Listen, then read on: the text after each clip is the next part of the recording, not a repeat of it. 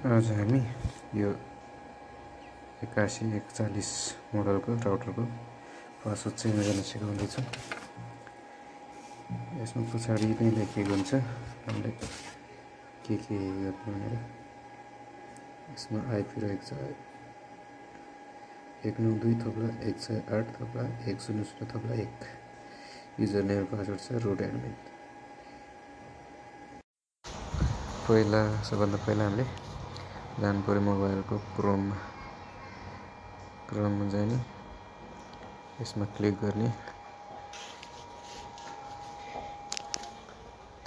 यहाँ टाइप गर्ने 192.168.100.1 यसलाई गोमा क्लिक गर्ने, पेज खुल्छ।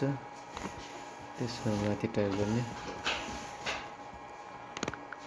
ROOT सबै स्पेलिङमा ADMIN एडमिन टाइप गरेर लगइन गर्ने। लगइन गरिसकेपछि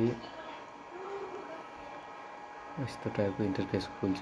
यसलाई एक्जिटमा क्लिक गर्ने। एक्जिटमा क्लिक गरेपछि हामी जाने पर्यो एडभान्समा क्लिक गर्ने।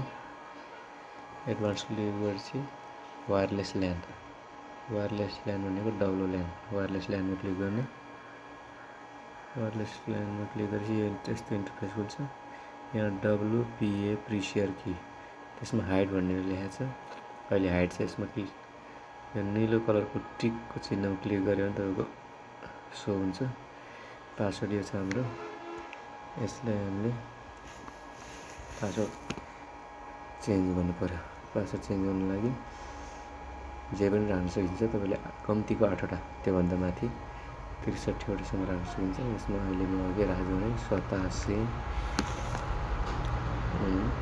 24 87 25 यो राख्दैछु। यति गरिसकेपछि हामीले स्क्रिनसट गर्नुपर्छ। स्क्रिनसट गरिसकेपछि एप्लाईमा क्लिक गर्ने।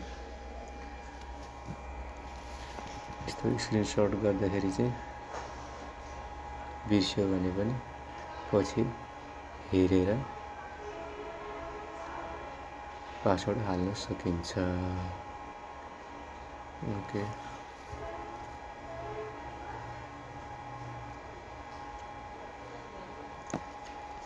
चेन्ज गरिसकेपछि हामीले यसमा फेरि हाल्नु पर्यो। अघि गयो 87 24 87 25 तल तानेर, अनि कुनै बेला यस्तो पासवर्ड खोजेन भने फरवर्ड गर्ने, अनि त्यसपछि मात्रै पासवर्ड हालेर हेर्दा पनि मैले यहाँ सो गर्न मिल्छ। 27 24 27 25 राखेको छ। हामीले ट्याक्क कनेक्ट गर्ने। अब भयो कनेक्ट।